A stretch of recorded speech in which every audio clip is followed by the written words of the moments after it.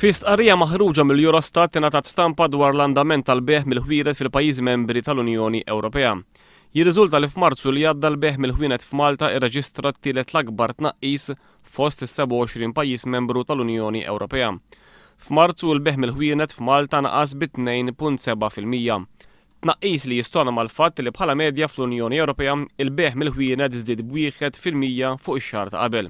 Fil-fatt kien hemm 15-il pajjiż fl-Unjoni Ewropea illi fihom bil-kontra ta' dak li seħħ f'Malta il-beħ mill-ħwienet żdied u mhux naqas.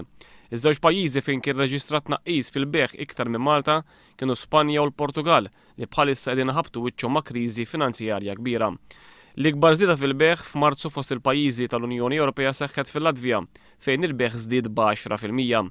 Pajjiżi oħra Ewropej li raw żdieda qawwija fil-beħ fil-ħwienet tagħhom kienu l-Estonja, il-Lussemburgu, il-Finlandja u r-Renju Unit.